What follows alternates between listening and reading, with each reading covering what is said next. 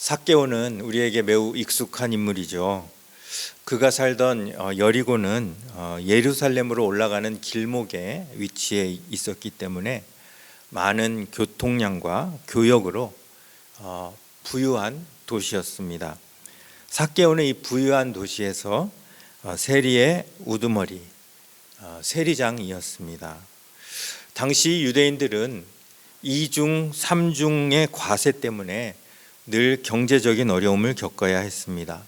먼저 로마 제국에서 부과하는 세금을 내야 했고, 또한 제사장들과 장로들에게 내야 하는 종교세가 있었으며, 거기에 더해 11조와 성전세, 여러 헌금을 더하면 수입의 많은 부분들이 자동적으로 빠져나가는 그러한 생활이었습니다. 로마 정부의 정치적, 경제적, 군사적 간섭도 견디기 어려웠지만 그들에게 가장 시급한 일은 매년 로마 제국에 갖다 바치는 세금을 해결하는 일이었을 것입니다. 당시 이 세금 제도만 봐도 유대인들이 왜 그토록 정치적인 메시아를 원했는지 알 수 있을 것 같습니다. 자, 이런 이유에서 백성들이 지나가다가 가장 마주치기 싫은 인물은 세리였을 것입니다. 세리는 로마 제국의 세금을 징수하는 사람이었고, 또 이 성전세를 받으러 다니는 사람들은 따로 있었습니다. 성전세는 우리가 알다시피 1인당 반세겔로 정해져 있지만 로마의 세금은 그렇지 않았습니다. 로마 정부는 얼마를 징수할 건지를 세리들에게 권한으로 주어졌습니다.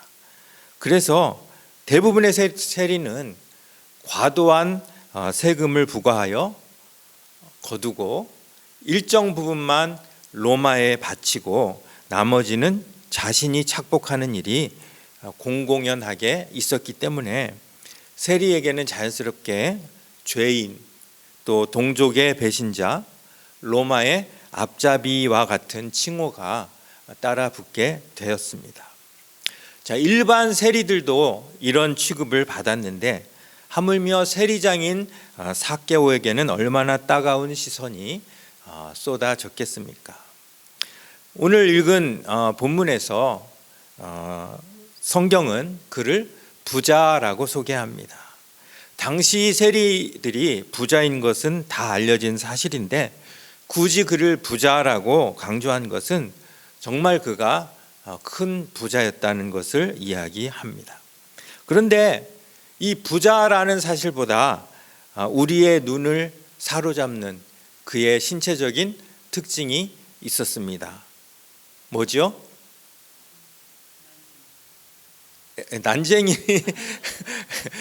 난쟁이까지는 잘 모르겠고, 키가 작았습니다. 저도 성장이 느린 편이어서 어릴 때는 늘 작은 축에 속했습니다. 키로 번호를 매기면 항상 앞줄에 있었습니다. 그래서 키가 작은 것이 어떤 의미인지를 잘 알고 있습니다. 그런데 삭개오는 우리가 상상하는 것보다 더 작았던 것 같습니다. 왜냐하면 군중 속에 남자들만 있었을까요? 여자들도 있었겠죠. 그러면 여자들도 군중 속에 섞여서 볼 수 있었던 예수님을 삭개오가 보지 못했다는 것은 삭개오가 키가 여자들보다 더 작았다는 것을 의미합니다. 자, 그래서 오늘 제목이 뭡니까? 키 큰 삭개오예요. 키 큰 삭개오. 만일 삭개오의 키가 이렇게 작지 않고 컸다면 스토리가 어떻게 바뀌었을까를 생각하며 붙인 제목입니다. 자, 만일 삭개오가 사울 왕처럼 다른 사람보다 목 하나가 더 큰 그런 사람이었다면, 그래서 사람이 아무리 많아도 뒤에 서서 예수님을 바라보는데 전혀 불편이 없었다면 이 스토리는 어떻게 바뀌었을까요? 오늘날 저와 여러분 가운데, 우리 가운데 삭개오의 이름을 기억하는 사람이 과연 있을까요? 예수님이 그를 주목하신 것은 그가 나무 위에 올라갔기 때문입니다. 그런데 만일 삭개오가 키가 커서 나무에 올라갈 일이 없었다면 그는 예수님을 인격적으로 만날 수 있었을까요? 아니면 대부분의 구경꾼처럼 그냥 멀리 서서 예수님을 구경만 했을까요? 물론 꼭 그렇기 때문이다라고 하기에는 좀 무리가 있습니다만, 그가 예수님을 영접하고 구원받게 된 이 모든 일은 그의 작은 키로부터 시작되었다는 것을 우리는 알 수 있습니다. 평생 열등감이었던 그 작은 키가 한편으로는 그가 예수님을 만나고 구원받을 수 있는 오히려 결정적인 은혜가 되었다는 사실이죠. 키 때문에 얼마나 스트레스를 받았겠습니까? 얼마나 큰 불이익을 받았겠습니까? 그런데 그것이 바로 그를 예수님과 연결해주는 끈이 되었다는 사실입니다. 얼마나 아이러니입니까? 평생의 원망거리가 알고 보니 은혜였다는 것이죠. 성경에는 이런 예가 많이 나옵니다. 먼저 사도 바울이 그렇습니다. 그에게는 육체의 가시가 있었습니다. 그 육체의 가시가 뭔지 정확히 알려지지 않았습니다만 많은 사람들은 그에게 이 만성적인 눈병이 있었다고 이야기를 합니다. 그래서 글도 제대로 읽고 쓰지 못할 정도고, 그의 서신서들은 직접 쓸 수가 없어서 다른 사람들이 대필로 써야 했습니다. 그리고 맨 마지막 부분에 삐뚤빼뚤 친필 사인으로 이것이 내가 친필로 쓰노니 자신의 편지임을 증명할 정도였으니, 여러분, 바울이 얼마나 학식이 풍부하고 하나님을 아는 지식의 깊이가 있습니까?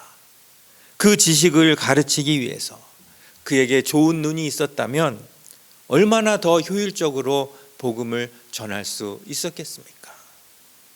그래서 그는 가시를 없애달라고 3번이나 기도했지만 하나님께서는 약할 때가 곧 강함이라, 삭개오의 그 작은 키가 곧 은혜다, 그러한 메시지를 그에게 주셨고, 그로 인해 그는 오히려 약하고 고통당하는 것을 감사하며 감당할 수 있었다고 고백을 합니다. 자, 우리 고린도후서 12장 7절부터 10절 말씀인데요, 우리 한 절씩 한번 교독을 해볼까요? 여러 계시를 받은 것이 지극히 크므로 너무 자만하지 않게 하시려고 내 육체의 가시 곧 사탄의 사자를 주셨으니 이는 나를 쳐서 너무 자만하지 않게 하려 하심이라.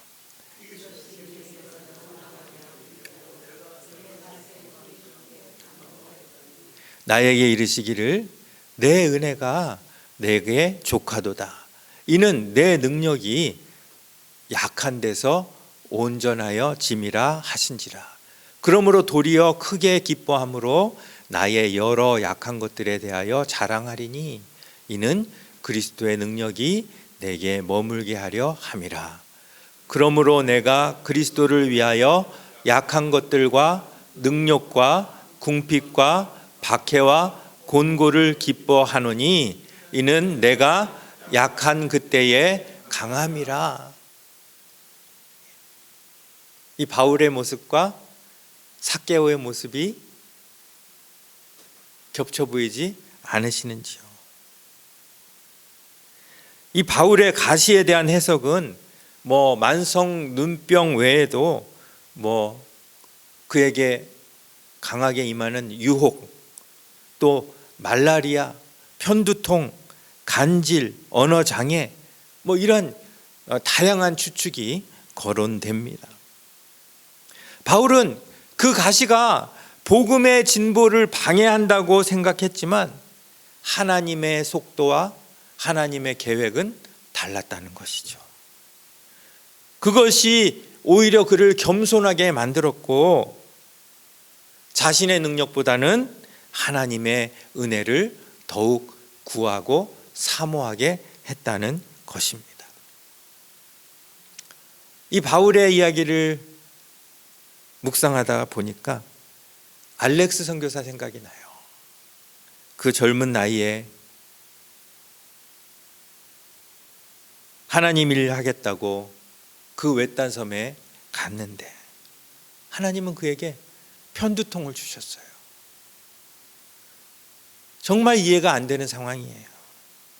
그런데 우리는 결국 그 편두통으로 인해 하나님께서 알렉스에게 더 큰 은혜를 부어주실 것을 알고 있습니다. 우리는 그래도 알렉스의 편두통이 속히 사라지게 해달라고 기도하겠지만 하나님은 그 편두통마저도 하나님 나라를 위하여 귀하게 사용하실 것입니다. 그가 약한 만큼 은혜가 그를 더 강하게 하실 것이기 때문입니다. 이처럼 약할 때 강함이 되시는 하나님의 예는 성경에 얼마든지 나옵니다. 또 다른 예는 삼손이죠. 그에게 힘이 있을 때 그는 하나님의 일을 자기 힘으로 하려고 했습니다. 하지만 삼손의 힘이 아무리 세도 하나님은 인간의 힘을 빌려서 일하시는 분이 아닙니다. 오히려 그가 힘을 잃고 눈을 잃고 지위를 잃고 존경을 잃고 사람들에게 조롱거리가 될 정도로 약해졌을 때 비로소 하나님은 그에게 이스라엘을 구원하시는 원래의 일을 맡겨주십니다. 그의 힘이 아닌 하나님의 은혜로 그가 그 일을 감당하게 된 것이죠. 그래서 사사기 16장 30절은 이렇게 이야기합니다. 삼손이 죽을 때에 죽인 자가 살았을 때에 죽인 자보다 더욱 많았더라. 그가 죽을 때에 죽인 자는 무엇으로 죽인 자입니까? 하나님의 은혜로 죽인 자입니다. 그가 약해졌을 때 강함 되시는 하나님의 은혜로 죽인 자가 살았을 때에 죽인 자는 누굽니까? 그가 자기의 힘으로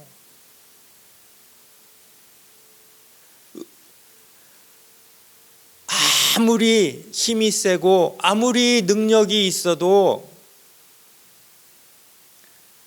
하나님의 은혜로 일하는 자를 이길 수 없다는 것이에요. 사무엘의 엄마 한나는 또 어떻습니까? 아들을 이왕 주시려면 그냥 주셔도 되는데 왜 그렇게 오랫동안 기다리게 하시고 거기다가 라이벌 브닌나까지 주셔서 한나를 격동하게 하셨어요. 그런데 이 모든 시간이 긴 시간이 지난 후에 한나는 깨닫습니다. 무엇을요? 아이를 못 가졌던 그 오랜 기간이 옆에서 자기를 격동하게 하던 그 브닌나가 사실은 가시가 아니라 은혜였다는 것, 나의 핸디캡이 아니라 오히려 나의 강함이었다는 것을 깨닫게 되는 것이죠. 만일 한나에게 이런 고통이 없었다면, 이런 시간이 없었다면 그는 사무엘을 낳아 그저 자기의 아들로 평범하게 길렀을 것입니다. 하지만 이 오랜 약함 가운데, 고통 가운데 사무엘을 낳은 한나는 그를 하나님의 사람으로 온전히 드리게 됩니다. 이것이 하나님이 우리에게 은혜를 주시는 공식이에요.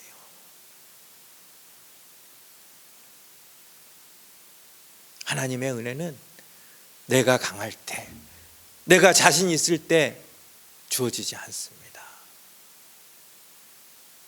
내가 하나님 앞에서 얼마나 약한지, 얼마나 쓸모 없는 자인지를 깨닫게 될 때, 그때가 바로 하나님의 은혜가 우리에게 임하는 순간입니다.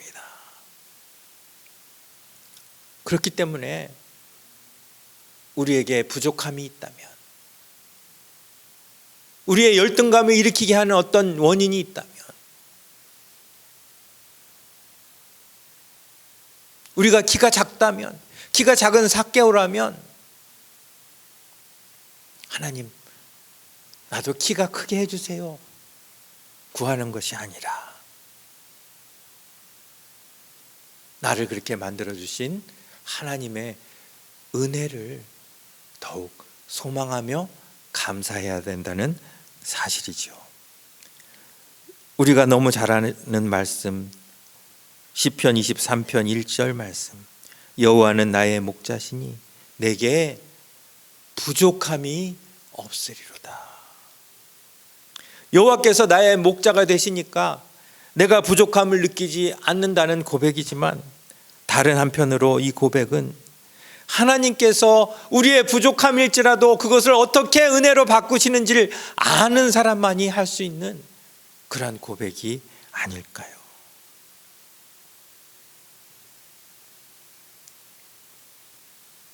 자, 여러분들에게 질문을 드립니다. 키 큰 삭개오가 있고 키 작은 삭개오가 있습니다. 여러분들에게 선택권이 있다면 여러분은 어떤 삭개오를 선택하시렵니까? 예. 너무 어려운 질문이죠. 예. 저는 당연히 키 큰 삭개오가 되고 싶습니다. 하지만 하나님께서 나를 키 작은 삭개오로 만드셨다 해도 실망하거나 원망할 필요가 없다는 것이죠. 왜냐하면 그 키 작음이, 그 부족함이 나를 하나님의 은혜로 이끄는 수단이 될 줄로 믿기 때문입니다. 어떤 사람은 열등감 때문에 평생을 헛되이 보내기도 합니다. 그럴 필요가 전혀 없습니다. 왜냐하면 나를 그렇게 만드신 분의 계획이 있으시기 때문입니다. 지금 천국에서 삭개오가 자기가 키가 작았던 것을 생각하면서 어떻게 지금 그거를 이렇게 추억하고 있을까요? 야, 나 지금 그때 키 작아서 정말 고생 많이 했다, 정말 억울하다, 이렇게 생각할까요? 아니면 야, 그때 키가 작아가지고 예수님을 만나게 된 게 얼마나 감사한지 모르겠다, 이렇게 생각할까요? 우리도 삭개오처럼 나의 부족함을, 나의 열등감의 원인에 대해 감사할 때가 올 줄 믿습니다. 삭개오나 바울처럼 육체의 가시가 있습니까? 또 한나처럼 이루고 싶은 소원을 못 이루는 가운데 있습니까? 아니면 다른 사람과의 비교로 열등감에 사로잡혀 있습니까? 그럴 필요가 전혀 없습니다. 키 큰 삭개오는 키 작은 삭개오보다 오히려 예수님을 인격적으로 만나게 될 찬스가 훨씬 줄어듭니다. 힘센 삼손은 힘 잃은 삼손보다 하나님의 일을 할 수 있는 능력이 떨어집니다. 아버지의 재산을 손에 쥔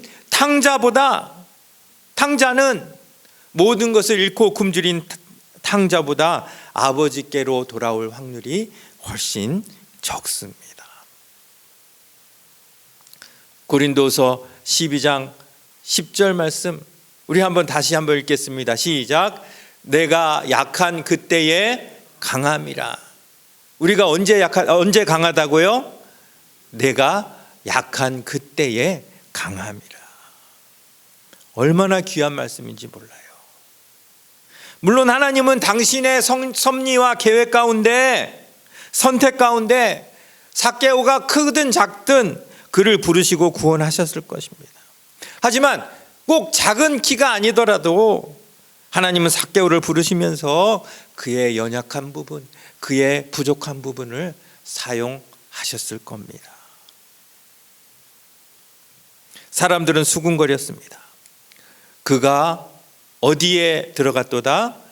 죄인의 집에 유하러 들어갔도다. 그렇습니다. 삭개오는 죄인이었습니다. 상식적으로 율법적으로 그는 절대 구원받을 수 없는 죄인입니다. 그런데 예수님의 눈에는 그가 다르게 보였습니다. 삭개오를 다르게 보셨던 예수님은 오늘날도 우리를 똑같은 눈으로 보십니다. 세상 사람들이 다 욕하고 다 대수롭지 않게 생각한다 할지라도 하나님은 우리를 가장 고귀한 자로, 존귀한 자로 보신다는 사실입니다. 율법에는 죄인하고 아예 상종을 못하게 했습니다.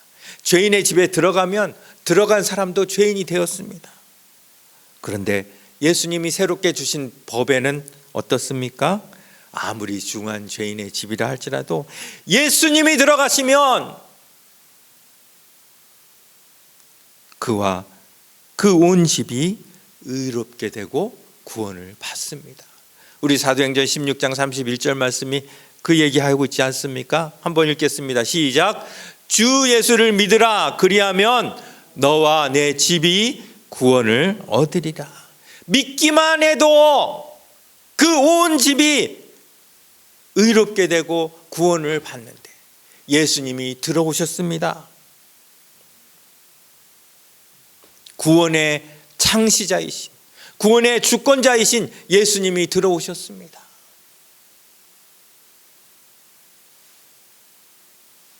어찌 그 집이 의롭게 되지 않고 구원받지 못하겠습니까? 예수님이 선포하십니다.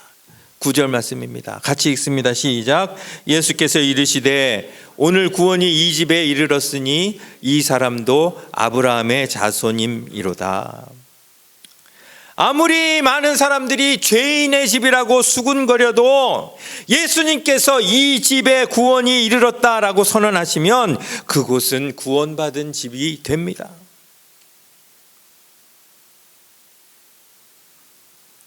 계시록 3장 20절 말씀 같이 읽습니다. 볼지어다 내가 문 밖에 서서 두드리노니 누구든지 내 음성을 듣고 문을 열면 내가 그에게로 들어가 그와 더불어 먹고 그는 나와 더불어 먹으리라. 여러분, 구원의 또 다른 정의가 여기 있습니다. 구원은 이렇게 그냥 선을 넘어서 국경을 넘어서 나라를 그냥 바꾸는 것이 아니라 구원은 예수님과 더불어 먹는 것입니다. 예수님과 함께 거하는 것입니다. 그것이 구원이에요. 그런 의미에서 삭개오는 이 구원의 의미를 너무나 잘 이해했던 것 같아요. 오늘 본문 8절을 보면요, 삭개오가 서서 주께 여짜오되 주여 보시옵소서 내 소유의 절반을 가난한 자들에게 주겠사오며 만일 누구의 것을 속여 빼앗은 일이 있으면 네 갑절이나 갚겠나이다. 네 배나 갚겠나이다. 이런 뜻이죠. 자신의 집의 문을 열어 예수님의 몸을 모셨을 뿐 아니라 자신의 마음의 문도 열고 예수님이 거하실 만한 마음의 집을 만든 것입니다. 이전까지 삭개오의 마음에는 어떤 법이 거하고 있었습니까? 로마의 세금 계산법이 거하고 있었습니다. 얼마를 징수하든지 자기 배를 불리는 데만 관심이 있었습니다. 그런데 예수님이 집에 오시자 삭개오의 마음이 어떤 법으로 바뀌었습니까? 예수님의 계산법으로 바뀝니다. 재산을 모으는 대신 재산을 흩어 가난한 자에게 나눠주는 계산법으로, 부당한 착취도 서슴지 않았던 로마 계산법에서 부당한 이익은 아예 생각지도 않는 예수님의 계산법으로 바뀐 것입니다. 이것이 바로 예수님을 향해 문을 여는 것입니다. 삭개오의 이런 반응에 예수님은 그의 집으로 들어가 그와 더불어 먹고 마시는 시간을 가지신 것입니다. 실제로 음식을 먹고 마실 수도 있지만 더 중요한 것은 영적인 먹고 마심이 삭개오와 예수님 사이에 이루어졌다는 것입니다.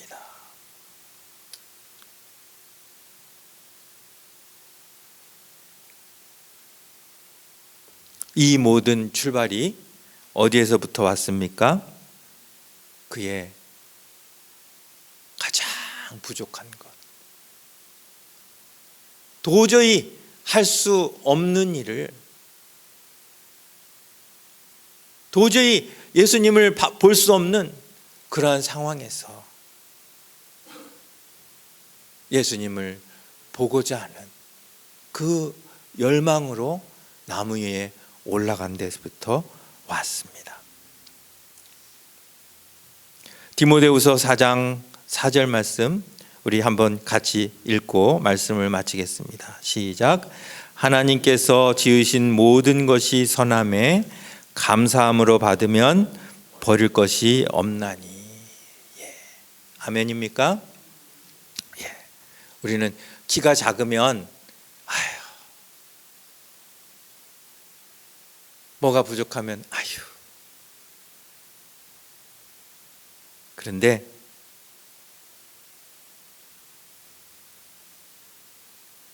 하나님은 우리가 키가 작아도 거기에 선한 목적을 갖고 계십니다.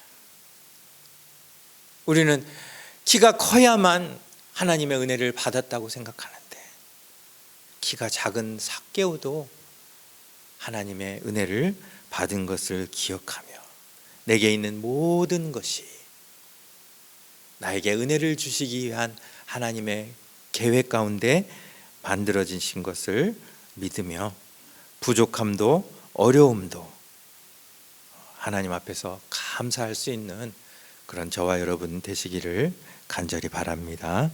기도하겠습니다. 하나님 아버지,